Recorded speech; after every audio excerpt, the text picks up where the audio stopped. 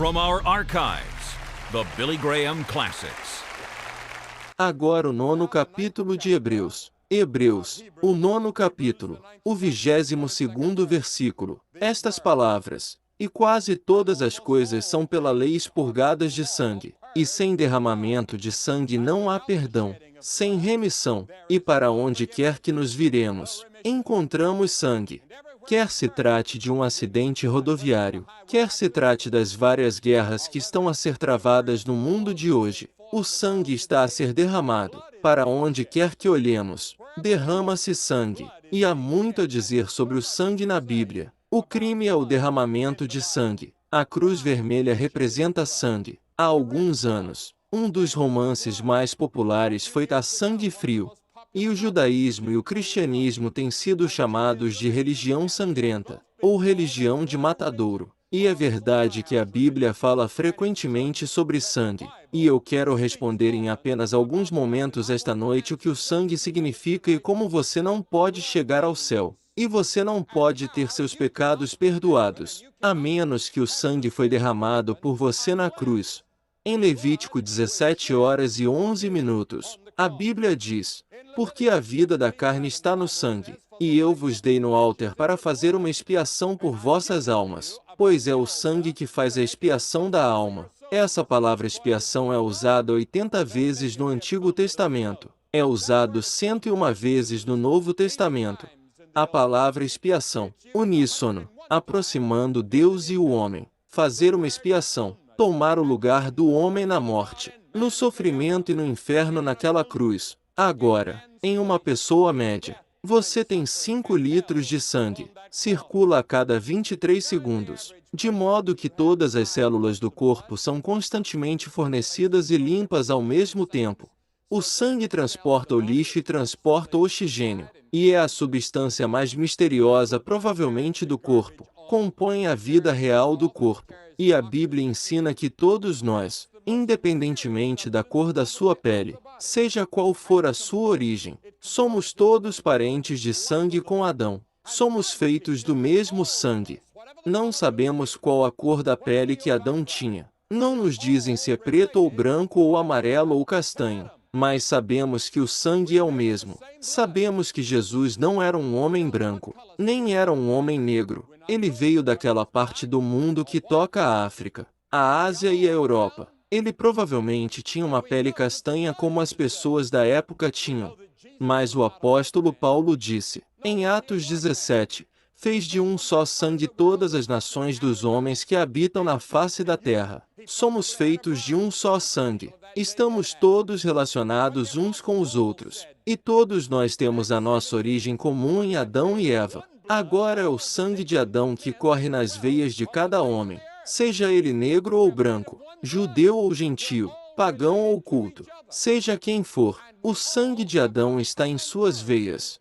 E este sangue de Adão carrega nele uma doença fatal, a sentença de morte. No momento em que você nasce, você é condenado a morrer, porque na corrente sanguínea está a morte, uma doença fatal que a Bíblia rotulou de pecado. Em Romanos 5, o apóstolo Paulo diz: portanto, como por um só homem o pecado entrou no mundo, e a morte pelo pecado, e assim a morte passou sobre todos os homens, porque todos pecaram. E ele disse, no dia em que Deus disse a Adão e Eva, no dia em que o comeres, certamente morrerás. Você não pode comer desta árvore em particular. Se você comer dele, você vai morrer. Deus estava testando o homem, porque Deus havia dado ao homem um domingo, o dom da escolha, a liberdade de escolha. O homem poderia servir a Deus e amá-lo e construir um mundo com Deus, ou poderia rebelar-se contra Deus e tentar construir o seu mundo sem Deus. Mas Deus disse que se você escolher esse caminho, você sofrerá e morrerá. Você vai morrer fisicamente, você vai morrer espiritualmente, você vai morrer eternamente. E o homem foi tentado, cedeu à tentação, ele pecou, e pelo pecado daquele homem, teu pai e meu pai, Adão, a morte passou pelo pecado a todos os homens. E esta noite, você e eu, seja quem for, estamos sob a sentença de morte. O homem sofre de envenenamento do sangue. Mas tão poderoso era o veneno do pecado que, milhares de anos depois, todos nós, que nos relacionamos com Adão por nascimento humano, ainda sucumbimos ao veneno do pecado que nos é transmitido através do sangue. A pena é a morte, e todas as pessoas nesta audiência daqui a 100 anos estarão mortas. Daqui a 50 anos, a maioria de nós estará morta. Daqui a 10 anos, uma grande parte deste grande público de 30.000 pessoas estará morta. Agora, onde entra o sangue? Deus disse: sem derramamento de sangue, não há perdão. Tem de haver uma expiação, tem de haver um substituto para você, que vai tomar o julgamento que você merece, a morte que você merece. E esse substituto tornou-se o Filho do Deus vivo, Jesus Cristo. Mesmo no princípio, Deus estava ensinando ao homem que ele só poderia vir a ele pelo caminho do sangue. Adão e Eva tinham pecado, estavam nus. Deus matou alguns animais. O sangue foi derramado, e eles foram vestidos com essas peles, para que não vissem sua nudez.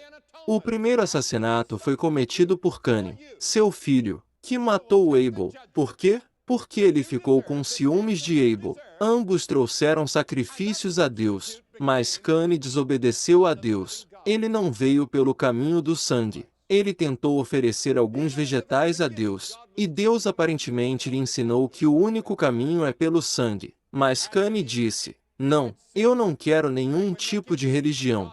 Deus recusou o seu sacrifício. Ele aceitou o sacrifício de Abel, que era o sacrifício de sangue. E Caim ficou com ciúmes, e matou o seu irmão. E esse foi o primeiro assassinato. E o primeiro assassinato foi cometido em nome da religião. E ao longo de toda a história os homens lutaram em nome da religião. Esse é outro assunto completamente diferente.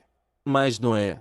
E Noé construiu um altar para o Senhor, e tomou de toda a besta limpa e de toda a falta limpa, e ofereceu holocaustos no altar. Sangue foi derramado nos dias de Noé. Abraão. Deus disse a Abraão: eu quero que você vá e leve seu filho, Isaque. Quero que ofereças o teu filho, Isaque, como sacrifício.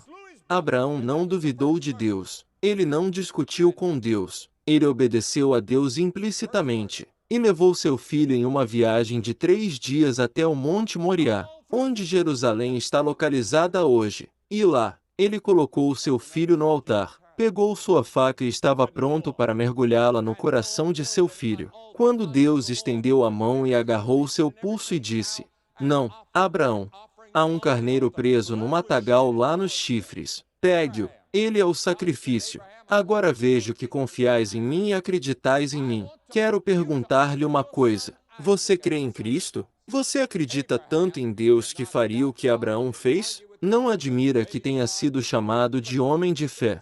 Não é à toa que ele é chamado de Pai das Nações. Ele acreditava que Deus viu implicitamente que ele estava disposto a oferecer o único filho, ou ele tinha tido Ismael, mas o filho da linhagem no altar, porque Deus lhe tinha dito para fazê-lo. E então lembram-se daquela noite no Egito? Todas as pragas tinham vindo, e Deus dissera: e o sangue será para ti por sinal sobre as casas onde estiveres, e quando eu vir o sangue, passarei por cima de ti.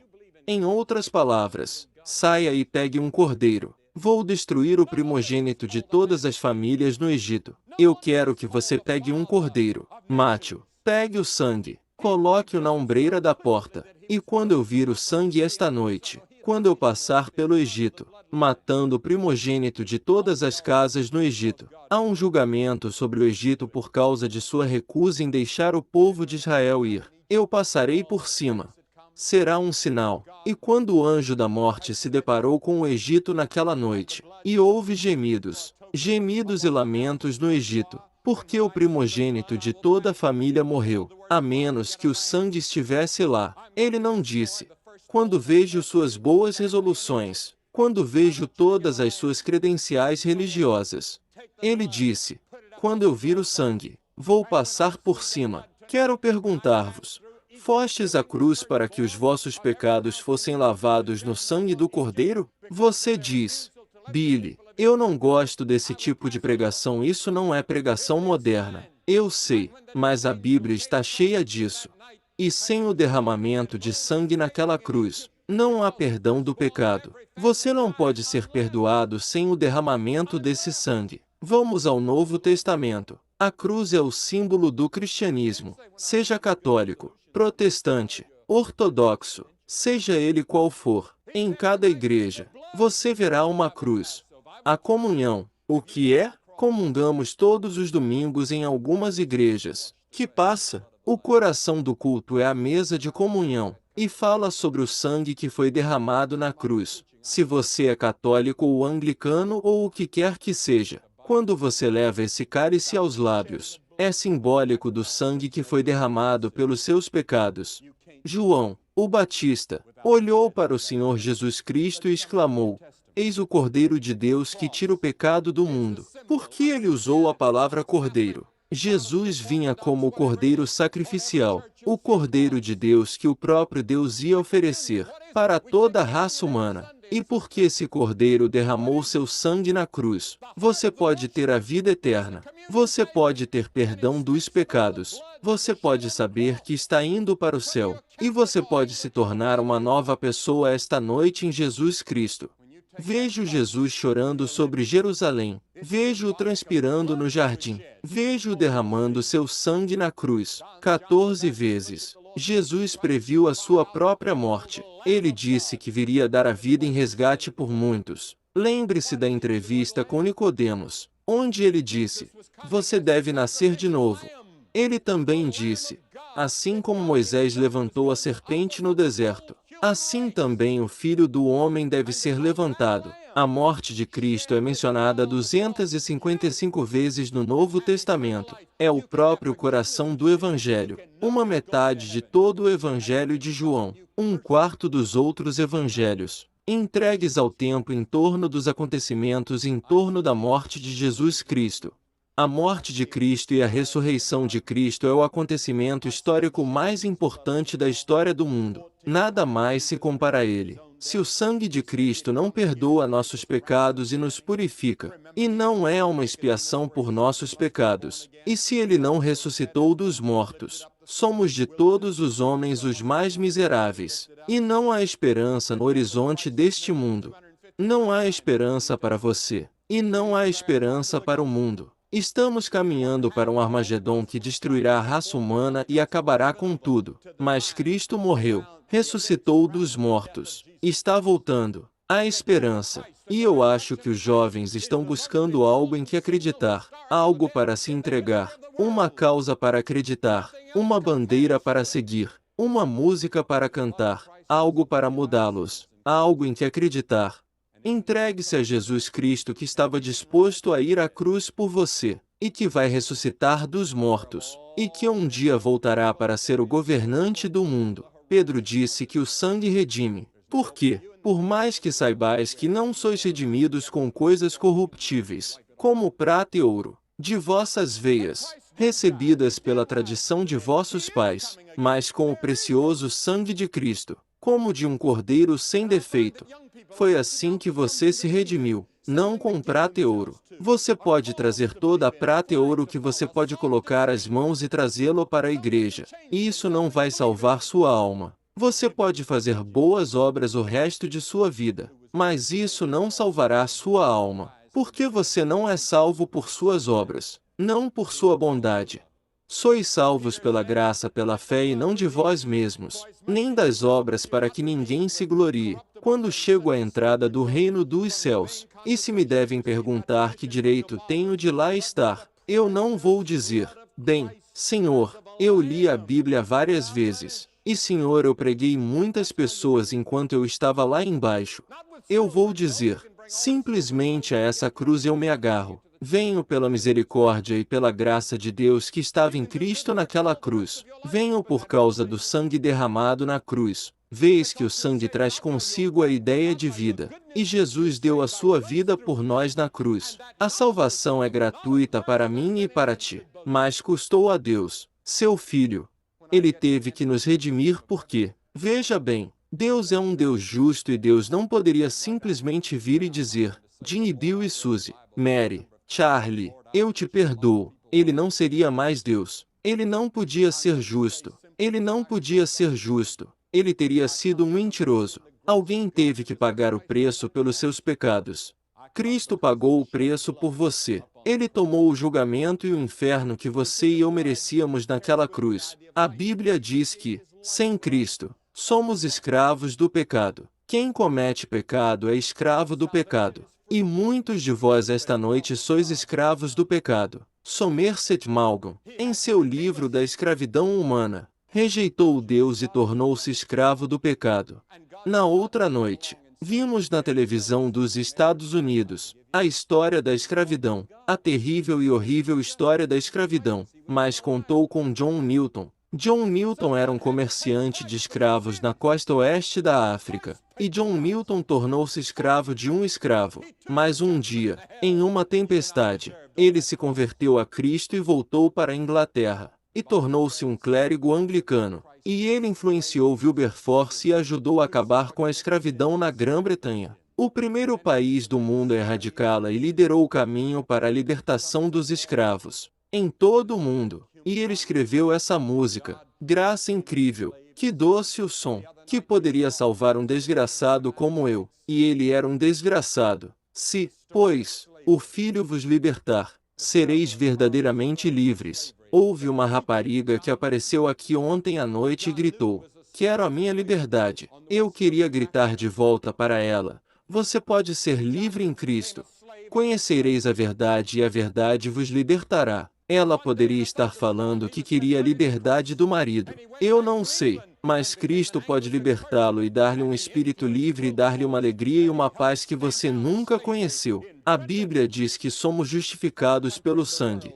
Não somos apenas resgatados, somos justificados. Muito mais do que sermos agora justificados pelo seu sangue. Seremos salvos como se eu nunca tivesse pecado. A justificação é mais do que o perdão. Você e eu dizemos: bem, eu te perdoo. Deus diz: eu te justifico. Eu te coloco à minha vista como se você nunca tivesse cometido um único pecado, totalmente inocente por causa do sangue.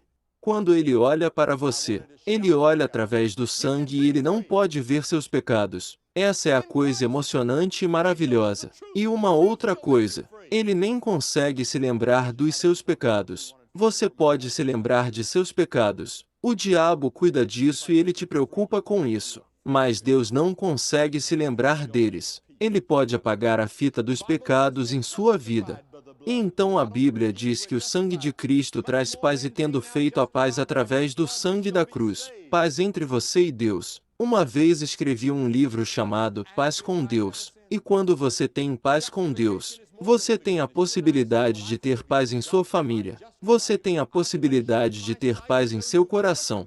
Você tem a possibilidade de aliviar essas tensões e esses problemas em sua comunidade, porque você tem paz com Deus. Mas ela foi trazida pelo sangue de Jesus Cristo. O homem anseia pela paz em todo o mundo. O sangue traz paz. E então, em seguida, a Bíblia diz que o sangue purifica. Ao Rei que nos amou e nos lavou de nossos pecados em seu próprio sangue. Em Apocalipse, o 1º capítulo. Seus pecados foram limpos? Este é o meu sangue do Novo Testamento, que é derramado por muitos, para o perdão dos pecados. Você tem certeza de que foi à cruz e teve seus pecados limpos? A Bíblia diz que o sangue se reconcilia. Suas iniquidades se separaram entre você e seu Deus, e seus pecados esconderam seu rosto de você. Mas agora a Escritura diz: eles venceram pelo sangue do Cordeiro. Li sobre um homem que tentava subir ao céu por uma escada que tinha construído, e ele pensou que a maneira como você fez isso foi colocar suas boas obras aqui, e então suas boas obras no próximo degrau e suas boas obras, e você subiu, subiu, subiu, e finalmente chegaria ao céu. Mas ouviu uma voz que diz: quem sobe por qualquer outro caminho, o mesmo é ladrão e ladrão. E a escada caiu, e acordou do sonho durante o sono. E ele disse: se eu for para o céu, vou ter que seguir um caminho diferente. Sim, você terá que ir pelo caminho da cruz. E Jesus disse: se não estás disposto a negar-te a ti mesmo, e a tomar a cruz e a seguir-me, não pode ser meu discípulo. Sabe, Temos bancos de sangue e eu próprio já fiz transfusões de sangue. E há um banco de sangue ao qual podemos recorrer pela fé que vai tirar a nossa culpa e o nosso pecado. Lemos muito sobre transplantes cardíacos, especialmente na África do Sul há alguns anos. E havia dois fatores que eram necessários para transplantes cardíacos. Primeiro, tinha de haver um dador. Jesus Cristo é o doador esta noite para vós. Em segundo lugar, o paciente tinha que aceitar ou rejeitar o coração que recebia. Esta noite, você tem que aceitar ou rejeitar. Qual será? Não há um terreno neutro. O Evangelho não oferece neutralidade. Você toma posição com Cristo na cruz e confia total e completamente em Ele ou confia em sua própria bondade ou outra coisa, que é um caminho falso e um caminho falso. Peço-lhe esta noite que entregue a sua vida a Cristo, que venha ao sangue que purifica e que Ele lave todo esse passado e lhe dê paz, justificação e vida eterna. O que tem de fazer? Primeiro, você deve se arrepender de seus pecados. Você não pode se arrepender a não ser com a ajuda de Deus. A salvação é do Senhor.